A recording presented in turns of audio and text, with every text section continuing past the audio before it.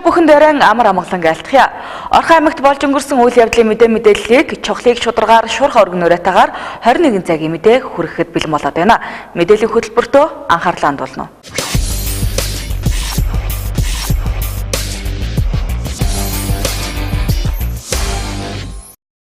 Өвөлжилт хүндэрсэн аймагуудад улсын нөөцөөс өвс тэжээл үнгүй болоод хямдралтай үнээр олгосон. За тэгвэл энэ хүрээнд Баянүндэр сумын малчин айл өрх бүрт 5 боодол өвсийг үн төлбөргүй олгох ажлыг 3 дугаар сарын 1-ний өдрөөс эхлүүлээд байна. За харин нэг шуудаа тэжээлийг 50% хямдралтай үнээр буюу 5750 төгрөгөөр олгох юм. За өнөөдрийн байдлаар очир дараалал их малчдад цаашдаа өвс тэжээл илүү хэрэгцээтэй болох нь тодорхой болоод байгаа юм а.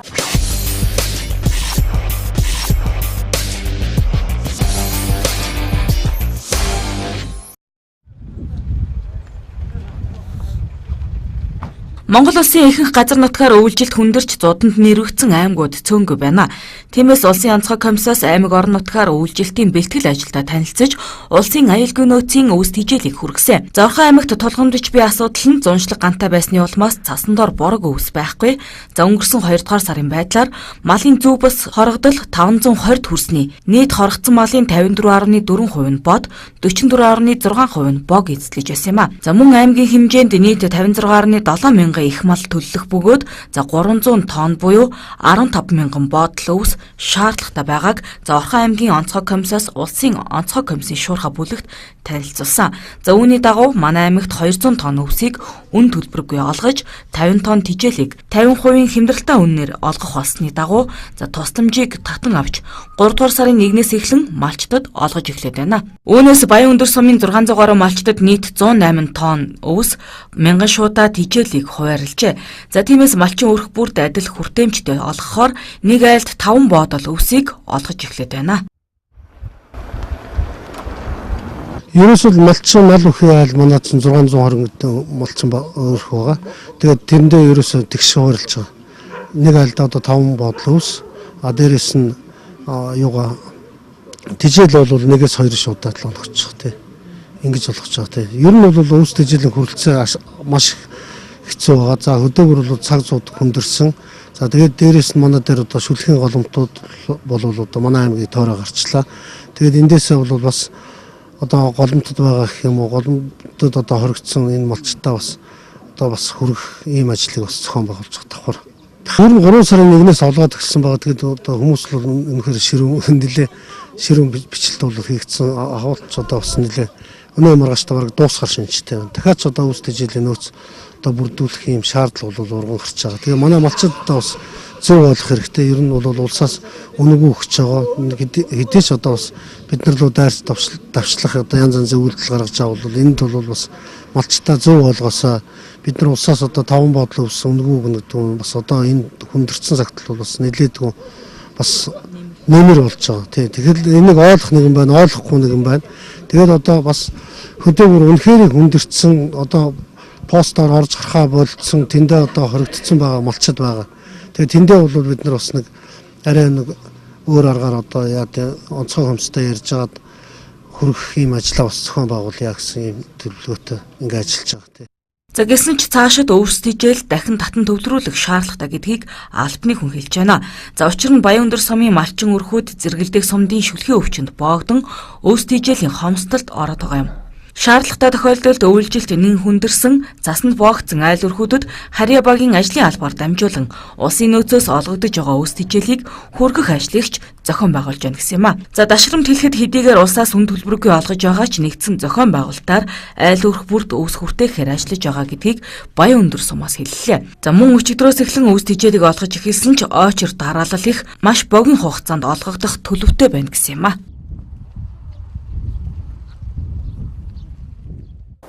Орхон аймгийн хэмжээнд сайн дурын даатгал төлдөг 6700 орчим иргэн байна. За иргэдийн төлдөг сайн дурын даатгал нь тэтгэвэр тэтгэмж үйлдвэрийн осол гэмтлээс шалтгааллах өвчний даатгалын санд төлөгддөг байна.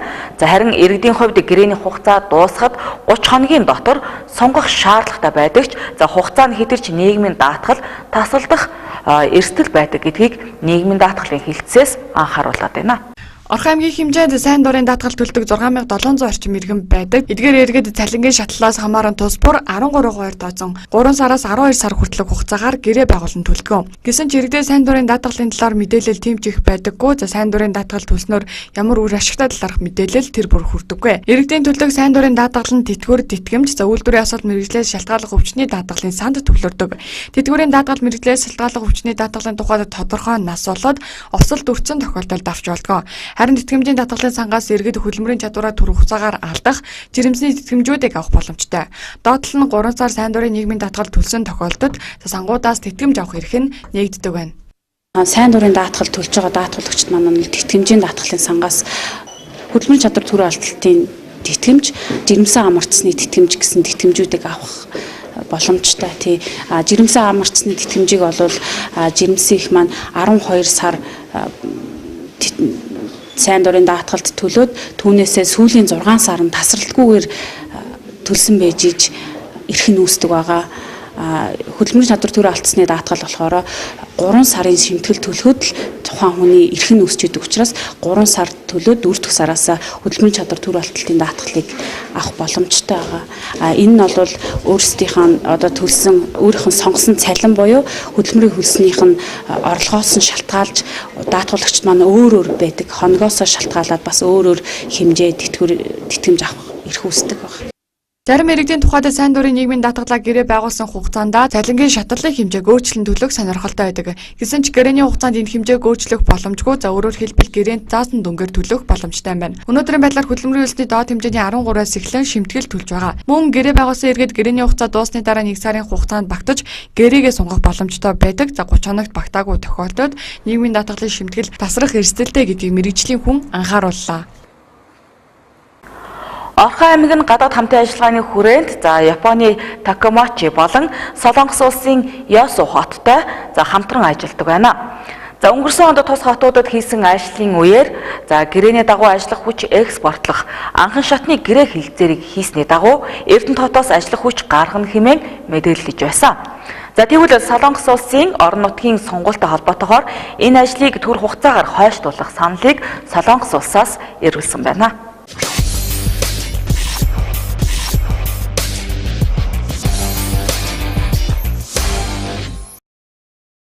Иргэдийн дунд хүлээлт үүсгээд байсан ажилгүй орлогогүй айл өрхүүдээс Солонгос улс руу ажиллах хүч гаргах асуудал түр хугацаанд хойшлогджээ.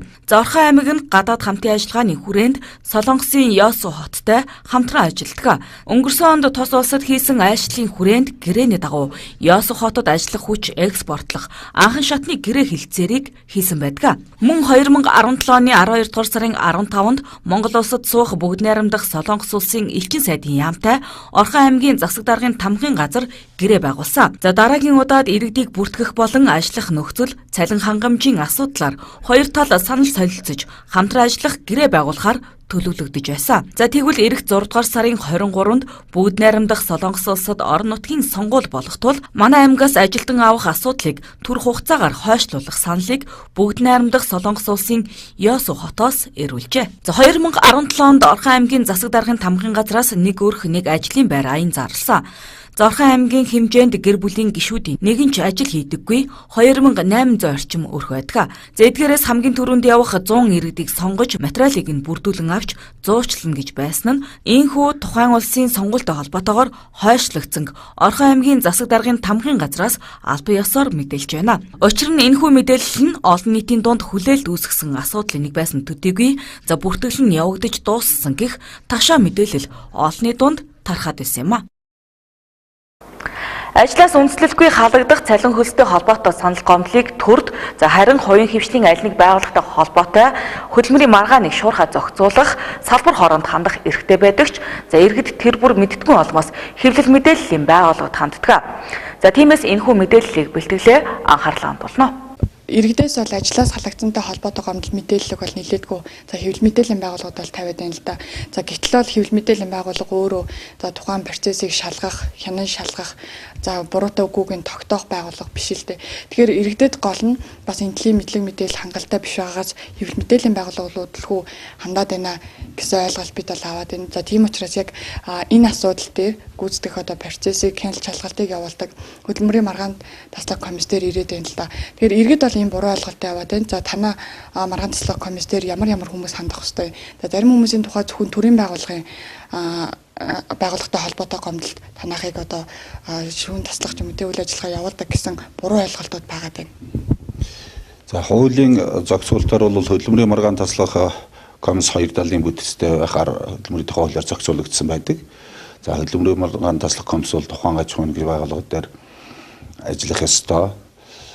Гэтэл практик амьдрал дээр бол яг тэр 2 талын бүтцтэй үйлдвэрчний одоо төлөөлөл, ажил олгогчдын төлөөллийн юм иргэдээс ажилчдаас одоо гарсан гомдлыг маргаан таслах комиссоор оруулаад шийдвэрлээд үр дүнд хүрсэн тохиолдол бол практик амьдрал дээр бол ховорхон байгаа.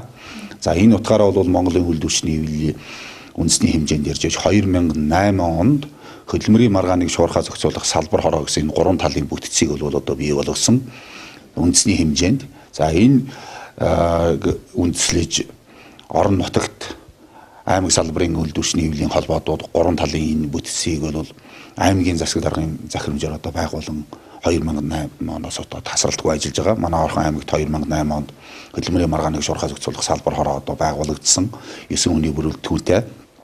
За энэ салбар хороог бол аймгийн засаг даргын орлогч ахалж явдаг. Засаг даргын намын газраас одоо 3 хүний төлөөлөл, үйлдвэрчний хэвлэлийн холбоог төлөөж 3 хүн, ажил олгогч эзэдийн холбоог одоо төлөөж 3 хүн, ингээд 9 хүний бүрэлдэхүүнтэй ажиллаж байгаа. За салбар хорооны үндсэн үүрэг бол ерөөсөө тухайн аж ахуйн нэгж байгууллагад үйлдвэрчний хэвлэлийн гишүүд болон ажиллагчдаас цалин хөлстэй холбоотой, ээлжийн амралтын олгууртай холбоотой, за ажлаас үндэслэгөө хаалгагдсан ийм тохиолдлууд гарвал энэ салбар хороонд одоо хандадаг. За салбар хороо бол тухайн хүний өргөдлийг хүлээж аваад салбар хороон дарга нарийн бичгийн дарга цохоод нарийн бичгийн дарга тэр өргөдлийг аваад салбар хорооныхоо одоо гишүүдэд хуваарилж өгч тэгээд салбар хорооны тухайн өргөдлийг авсан салбар хорооны гишүүн өргөдөл гаргасан хүнтэй бичилж уулзсан, аж ахуйн нэгж байгууллага дээр нь очиж аж ахуйн нэгж байгууллагын удирдлагатай уулзсан, ярилцлага авна. Ингээд тэр гаргасан шийдвэр одоо үндэслэлтэй байна уу, үндэслэгүй байна уу, тэр гомдол үндэслэлтэй байна уу, үндэслэгүй байна уу гэдгийг дүгнэлтийн салбар хорооныхоо хуралд оруулж ирж энэ 3 талын бүтцээр 9 хүн хуралдаж иж шийдвэрлэдэг. За өнгөрсөн тухайлах юм бол өнгөрсөн 2007 онд гэтэл 8 өргөдөл одоо ирсэн, 22 хүнийг хамарсан. Өөрөөр хэлэх юм бол энэ 7 өргөдөл нь цалин хөлс олгууртай асуудал байгаа. Нэг нь бол одоо босод асуудал. За эднэрийн бол одоо 4-т нь бид нэр зөвлөмж гаргасан. 3-ын бол одоо өргөдөл судалж явах явц донд одоо ажил олгогч ажилтан хоёр одоо ойлголцоод. Тэгэхээр өөрөөр хэлэх юм бол энэ салбар хороо ажиллаж эхэлснээс хойш ялангуяа шүүхийн бол нотолж илж байгаа. Хөдөлмөрийн маргааныг шуурхаа зохицуулах гэдэг нь ерөөсөө л цаг тэр айл болж өгөө тэр иргэн хүнийг богино хугацаанд хохирлгүй болох тэрийн үнийн зөвийг одоо нотлох ийм л хурдан шуурхаа арга хэмжээ авах л да.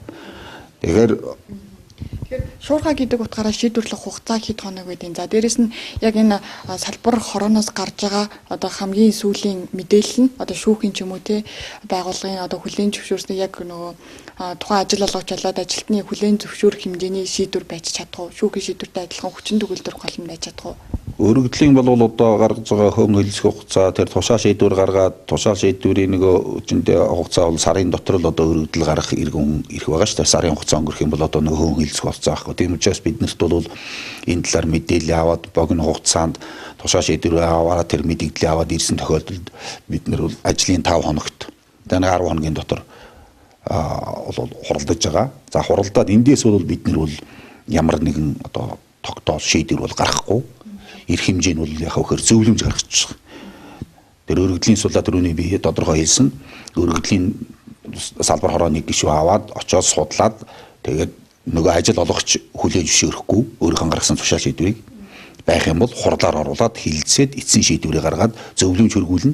За зөвлөмжийг хүлээж авснаас хойш нөгөө тал бол тэр зөвлөмжийг одоо авч хэрэгжүүлж болно. Хэрэгжүүлэхгүй хэрвээ энэ гарч байгаа зөвлөмж бол үндэслэхгүй байна. Бид нар хүлээн зөвшөөрөхгүй гэх юм бол шүүхэд хандж болно. За иргэн хүн өргөдөл гаргаад тэр иргэн хүний талд гарлаа гэхэд ажил олгогч тэр шийдвэрийг өөрчлөхгүй иргэн хүн дараагийн одоо яах вэ гэхээр тэгэл 14 хоногийн дотор шүүхэд нэхэмжлэг гаргах хэрэгтэй. Тэгэхээр шүүх биднээс юу гэхээр хөдөлмөрийн маргаан шуурхай зохицуулах салбар хороогоор эхлээд орсон юм уу гэж. Орчих юм бол эндээс гарч байгаа зөвлөмж нь хэр судлагдж юу, хэр үнэлтэй байна уу гэхээр сүүх тэнд очиод тэр маргааныг бас шийдвэрлэхэд энэ салбар хорооны гарсан зөвлөмж бол тодорхой хэмжээний хэрэгтэй байдаг учраас цаад иргэн хүнээс бол шүүхийн бол энийг бол одоо нэхдэг. Ямар ч байсан тодорхой хэмжээгээр эрх зүйн талаасаа энэ хуульд суугаад ингээ баталгаажаад ирэх юм бол сүүлдээ бол бүр одоо амар тодорхой шийдвэр гаргагдчих амар за заалтаа шүүхийн хүртэл одоо нөгөө хуулинд энэ баталгаажаад ороод ирж байгаа учраас нэг л давар амар болох юм байна. Одоо нөгөө 8 гомдлын маань аваад үзүүлэх ямар гомдлууд? 8 гомдлын ерөөсөө 7 одоо цалин хөлс олгууртай асуудал тий. Тэгэхээр бол үндсэндээ бол тэр шийдвэрийг хэн гаргаж яах гэхээр мэдээч тэр ажилтны хүний буруу цалин хөлстэй холбоотой асуудал бол дандаа тэр хүн чинь өөрөө хөдөлмөрөө хийсэн цалингаа аавна л гэж л тавьж байгаа ажил олох чинь за ялангуяа энэ дундаас бол дийлэнх олонх нь хувь хвшлээд байсан өнгөрсөн жилийг бол. За тэгвэл зарим нь бол буруу ойлгодог. Өөрөөсөө бол 2 тохиолдлын 7-гийн 2 тохиолдол нь бол ажилтан хүнтэй өөрөөсөө холбоотойсэн. Өөрөөсөө цахилгаан хариуцлага алдсан. Ажлын цаг одоо бариагүй. Тэгээ тэрийг бол ойлгохгүй. За бусад тохиолдлууд нь бол дандаа одоо ажил олгогч хүнийг одоо ажилуулчаад цалин хөлсийг нөгөөгүй ээлжийн амралтын олгууртын дутуу олгосон ийм тохиолдлууд байсан учраас бид нар бол одоо бүгд шийдэгдсэн. Хураамж төлбөр төлт юм болов маа? Үгүй ямар ч хураамж төлөхгүй. Ерөөсөө ийм тохиолдол гарлаа л гэвэл өргөдлөө бичээд Орхон аймгийн хөдөлмөрийн маргааныг шуурхай зохицуулах салбар хороонд өргөдөл гарах нь гэж өргөдлөө бичээл одоогийн байдлаар бол энэ салбар хороог ахалж явж байгаа аймгийн засгийн орлогч төвшин жаргал даргаахалдаг төвшин жаргал дарга дээр өргөдлөө аваачаал цохуулаад тэгэл нарийн бичгийн хувьд бол өргөдөл нь одоо над дээр ирнэ. За манайх дээр би одоо аваад судлаад салбар хорооныхон завтай гишүүн бүгд одоо өөрийн үндсэн ажилтай. Тэгэхээр салбар хорооныхон гишүүтэй ярьж хагаад айл одоо завтай боломжтой гишүүд нь өргөдлийн өгөөд судлуулаад ингээд шийдвэрлээл явж байгаа. Баярлалаа. Бас саяын иргэн болоод одоо манай телевизийг үзэж байгаа ерөнхийдөө иргэдийн хувьд яг хөдөлмөрийн маргаан туслах шуурхай зөвлөлтөй холбоотой мэдээллүүдийг хэмжээндээс авсан байх гэж бодож мэдээж үзэгчдэд бас хэрэгтэй мэдээлэл өгсөн танд баярлалаа. За баярлалаа. Эрүүл мэндийн нийгмийн даатгалын ерөнхий газар нь бүтэц зохион байгуулалт үүрэг чиглэлийн хувьд за тусдаа болж эрүүл мэндийн яам болон хөдөлмөр нийгмийн хамгааллын яамд хариалагдах болсон байна. За ингэснээр иргэдэд хүргэдэг эрүүл мэндийн үйлчилгээний чанар за хүртээмж нэмэгдэнэ гэж үзэж байна. За Орхон аймгийн хэмжээнд эрүүл мэндийн даатгал төлдөг 104 мянган иргэн байдаг бөгөөд за 17 нэр төрлийн тусламж үйлчилгээ авах боломжтой байдаг юм байна.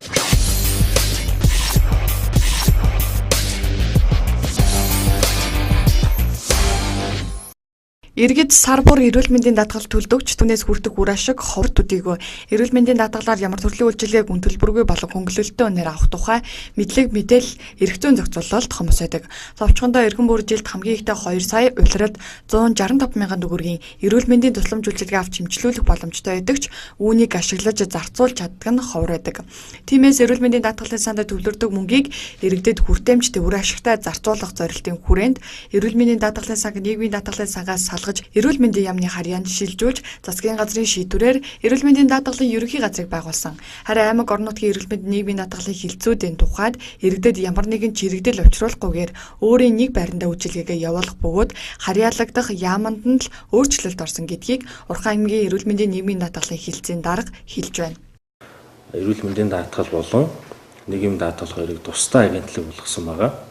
За яг энэ олон улсын нийгэм даатгалын сайн жишгийн хувьд бол энэ 95 сангууд маань бусад олон улсад бол дандаа тусдаа өөрийн гэсэн хэрэгжүүлэгч агентлагтай тусдаа байгууллагуудаар удирдан зохицуулагдаад явж байдаг. Тэгэхээр эрүүл мэндийн даатгал маань өөрөө маш хамар хүрээ өндөртэй. Улсын хэмжээнд нийт 95% гаруй эдийн засгийн идэвхтэй хүн хамрагдсан. Бусад бас хамрагдах болцоог хүмүүсүүдийг улсын зүгээс бол хамруулсан. Ийм нэлээд өндөр хэмжээний үзүүлэлттэй сан байдаг. Тэгээ энэ сангийн захиран зарцуулах зохион байгуулалтуудыг тусдаа агентлаг гаргаснараа илүү өндөр ач холбогдолтой, илүү нарийн зохион байгуулалттай мөн одоо иргэд даатгуулагчдын энэ эмнэлгийн тусламж үйлчилгээ авахд бол төхөн болж байгаа гэж байна. Эрүүл мэндийн даатгалаар иргэд нийтдээ 17 нэр төрлийн үйлчилгээг өнөөдрийн байдлаар авах боломжтой бөгөөд үүнээс дурдвал 15-аас 16 мянган төгрөгийн амбулаторийн үзлэг шинжилгээнд хамрагдах боломжтой. Зарим төрлийн өдрийн эмчилгээнд үнэгүй хамрагдах боломжтой. За эмийн хөнгөлөлт идэлх, хөнгөвчлөх тусламж үйлчилгээний зардалд даатгуулагч төлбөр төлөхгүй. За урьдчилан сэргийлэх үзлэг шинжилгээнд үнэгүй хамрагдах боломжтой гэд олон төрлийн үйлчилгээг авах хэрэгтэй байдаг. Харин энэ бүх үйлчилгээг авахын тулд иргэд эрүүл мэндийн даатгалаа бүрэн төлсөн байх ёстой. Эрүүл мэндийн даатгалын сантаа гэрээ бүхий эрүүл мэндийн байгууллагуудад эмчилүүлсэн байх шаардлагатай. Мөн 2016 оноос эхлэн эрүүл мэндийн даатгал нь заавал төлөх даатгалын тоонд ордог болсон учраас иргэд 2016 оноос хойших шимтгэлийн мөнгөө нөхөн төлөх шаардлагатай. Өнөөдрийн байдлаар нөхөн төлөхөд ямар нэгэн торгуул оногдуулахгүй байгаа юм. За эрүүл мэнд бол өмнө сайн дурын даатгал хийсэн. 2016 оны 1 сараас эхлээд албан журмын даатгал хийсэн. Энэ нь болохоор хүмүүс шимтгэлээ төлөхгүй байж байгаад гинт өвтгөөрөө юм эсвэл төлөх болоод ирэхээр хоримтлагдсан. Эсвэл нөгөө эмнэлгийн тусламж үйлчилгээгээ авч чадахгүй болохоор эрсдлээсээ хамгаалаад албан журмын даатгал болчвол тухайн хүн шимтгэлээ төлөөд яваад хахад эмнэлгийн тусламж үйлчилгээгээ аваад явах боломжтой болж байгаа гэсэн. 16 оны 1 сараас эхлээд хүн болгон эрүүл мэндийн даатгалаа хөдөлмөрийн өсний доод хэмжээнээс 2% тооцож төлж байгаа. Өнөөдрийн байдлаар эрүүл мэндийн даатгалаа ерөөсөө төлөөгүй хүмүүс бол 2016 оны 1 сараас эхлээд нөхөж төлж иж эмнэлгийн тусламж үйлчилгээ авах боломж нь бүрдэж байгаа. Орхон аймгийн хэмжээнд эрүүл мэндийн даатгал төдөг нийтдээ 140 мянган хүн байдаг. Үүнээс сайн дураар буюу ажилгүй, хуваараа хөдөлмөр эрхэлдэг малчин даатгуулагчид нь 11 мянган юм. Энэ жилийн тухайд иргэд хөдөлмөрийн үлсний доод хэмжээний 1 хувьтай тэнцэх хэмжээний шимтгэл төлн за энэ нь сарда 2400 төгрөг юм. Орхон аймгийн улс аймгийн цолтой хүчит бөхчүүдийн залгалт боллоо. За энэхүү залгалтанд улсын харцаг Саран цогт, улсын найчин Гомсгөрөн, улсын найчин Чинбат нар хүрэлцэн ирсэн бөгөөд за мөн аймгийн Ахмад цолтой бөхчүүд оролцсон юм а. За мөн хүчит 64 бүх зодоглож барилдлаа. Монголчууд бөхчүүдээ хүндэтгэн дээдэлж эрэм чансаагаа өндөрт эрхэмлдэг. За тэрчүүднээс Орхон аймгийн бөхчүүд өнөөдөр сар шөнийн залгалтаа хийлээ. За энэхүү залгалтанд ирсэн улс аймгийн цолтой Ахмад 30 гаруй бүхэд хүндэтгэл үзүүлэн залуу 64 бүх зодглон хурд хүч уран мэхийг уралдуулан барилцсан юм а. Улсын Орхон аймгийн үндэсний бүхэн холбооноос ингээд өнөөдрийн үйл ажиллагаа зохион байгуулж байгаа маа. Ингээд бас өнөөдрийн маань үйл ажиллагаанд улсын харцаг Саран цогт, улсын начин Гомсронгой, улсын начин Чинбатгой гэдэг одоо аймгийн урт тарсан Ганбаатар одоо ингээд улсын аймгийн цолтой бол ахмадууд бол 30 гаруй ахмадууд одоогийн байдлаар ирсэн байна.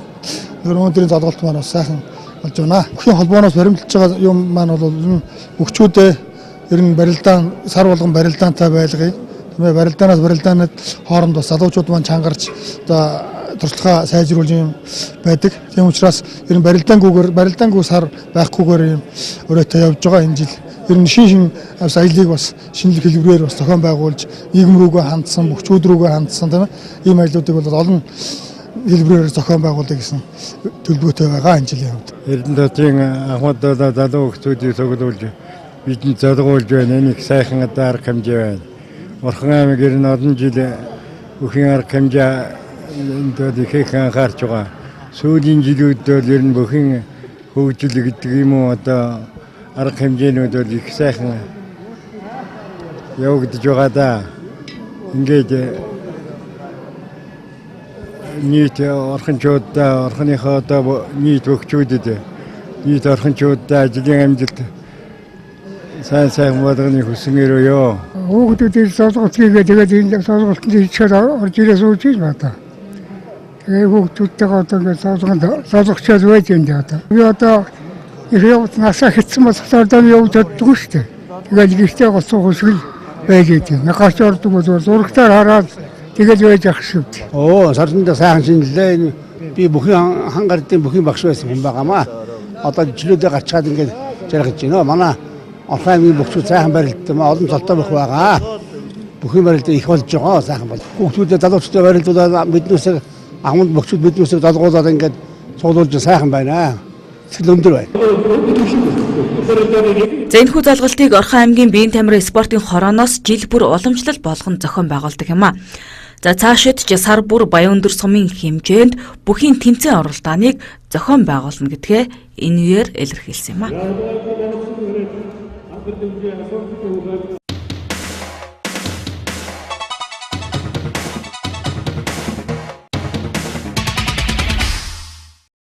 Пьончоны өвлийн олимпийн хаалт болж Норвеги улс медалийн тоогоор тэргүүллээ. Өмнөд Солонгосын Пьончон хотод өвлийн олимпийн 23 дахь наадмын хаалтын ёслол 35,000 хүний судалтай Пьончоны олимпийн зингэлэг хүрээлэнд болж өнгөрлөө. Энэ жилийн өвлийн олимпийн наадамд 92 улс орны 2925 тамирчин оролцсноос Малай, Сингапур, Эквадор, Эритре, Нигер болон Косово улсын тамирчид анх удаа оролцсон юм. Пьончоны өвлийн олимпийн наадамд нийт 29 улсын баг тамирчид медаль хүртжээ. Тухайлбал Норвеги улс 14 алт, 14 мөнгө, 11 хүрэл медаль авч нийтдээ 39 медалийн эзэн болсноор медалийн тоо болон чанараар тэргүүлсэн юм. Харин Герман улс нийт 31 медаль хүртэж жагсаалтын 2 дугаар барьт жагссан. Германы араас Канада, Америкийн нэгдсэн улс болон Нидерланд улс чансаагаараа эхний 5 барьт жагсжээ. Олимпийн наадмыг зохион байгуулагч орон Пьончон 2018 Олимпиос 8 алтан медаль хүртэх буюу багийн дүнгээрээ эхний 4-т орох зорилт тавиад байсан бол тоглолтын эцэст нийт 5 алтан медаль хүртэж чансаагаараа 7 дугаар барьт жагссан. Харин жагсаалтын 15 дугаар барьт бичигдэж байсан Оросын албаны улсын баг тамирчид дахин нэг алтан медаль хүртснээр 13 дугаар барьт шилжиж нийт 17 медальтайгаар наадмыг өндөрлүүлсэн байна. Хаалтын ёслолын үеэр олон улсын олимпийн холбооны ерөнхийлөгч Томас Бах спорт дайын дэлхийн хүмүүсийг хэрхэн нэгтгэж чаддгийг 17 хоног үргэлжилсэн олимпийн наадмаар бид харууллаа.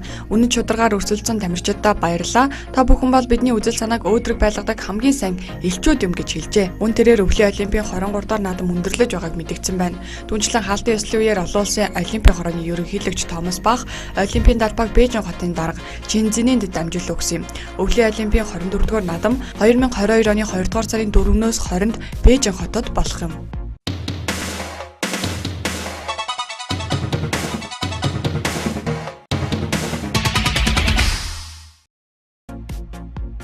Жудогийн тамирчид иргэншлээ солино. Жудо бүхэн үндэсний шигшээ багт багтдаг олон улсын хэмжээний мастер төмөргүүлэг давгсрын тэмүүлэн нар тун удахгүй Арабын нэгдсэн Эмират улсын өмнөөс барилдах шийдвэр гаргасан. Тиймээс тэд Монгол улсын ерөнхийлөгчд хүсэлтээ илгээгээд байна. Монгол улсад хүчин төгөлдөр үйлчилж байгаа харьяатын тухай хуулийн 4-1-т заасны дагуу Монгол улсын харьяат иргэн нэгэн зэрэг гадаад улсын харьяат байхыг хүлээн зөвшөөрдөггүй. Өөрөөр хэлбэл Монгол улсын иргэн та давхар иргэмшилтэй байх боломжгүй. Тиймээс жалбай тамирчин өөр улсын нэр дор тэмцээн уралдаанд өрсөлдөхийн тулд Монгол улсын иргэншлээ татгалзах ёстой. Хэрвээ ерөнхийлөгч энэ хүсэлтийг хүлээн авбал эдгээр тамирчид тус улсад тусгай хангамжтайгаар жилд 35,000 буюу түүнээс дэш Америк долларын цалин авах юм.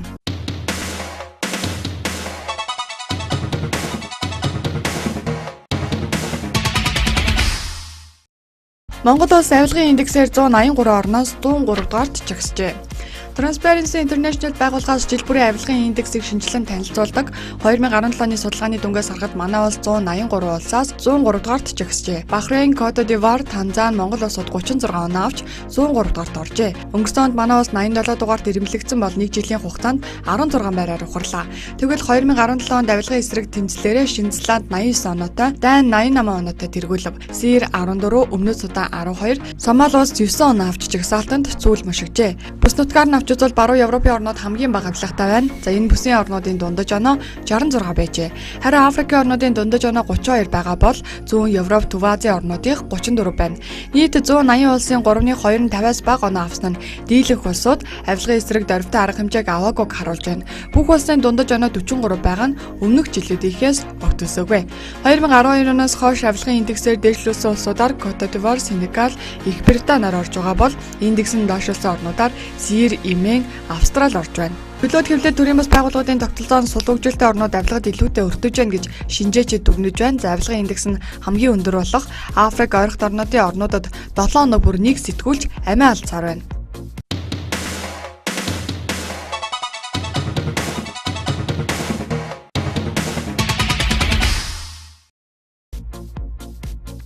Apple хамгийн том iPhone-ыг үйлдвэрлэхээр бэлдэж байна. Ирэх намаар Apple компани 3 шинэ загварын iPhone зах зээл танилцуулахаар бэлдэж байгааг Bloomberg мэдээлжээ. Тэдний нэг нь урд өмнөх бүх iPhone-оос хамгийн том хэмжээтэй загвар байх бол хоёр дахь нь одоогийн iPhone X загварыг сайжруулсан хувилбар байх гэнэ. Харин гурав дахь нь хямдунтай энгийн загвар байх ажээ. Тус компани одоо бэлтгэн нийлүүлэгчтэй хамтран үйлдвэрлэлийн шатны тестийг хийж байгаа юм. За энэ шатн зарим нэг үзүүлэлтүүд дөөрчлөгдөх боломжтой гэх сурвалжууд мэдээлсэн байна.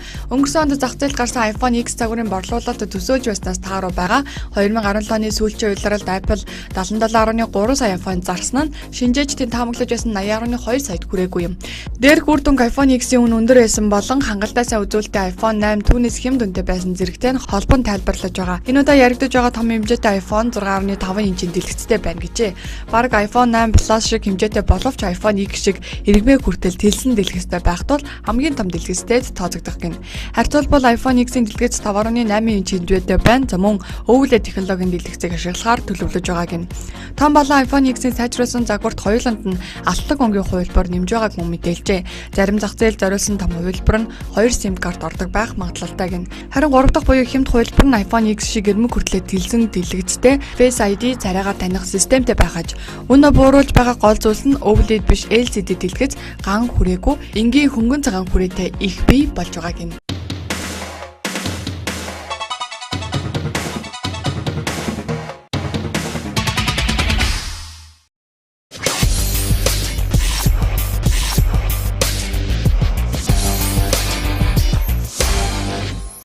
Баасан гарагт Орхон аймагт болж өнгөрсөн үйл явдлын мэдээллийг үзэж та бүхэнд хүргэлээ. Мэдээллийн төгсгөлд ус цагуур орчны шинжилгээний газраас ирүүлсэн хоногийн цаг агаарын мэдээг хүлээн авч үзсэн үү? Баяртай үзэгчтэй.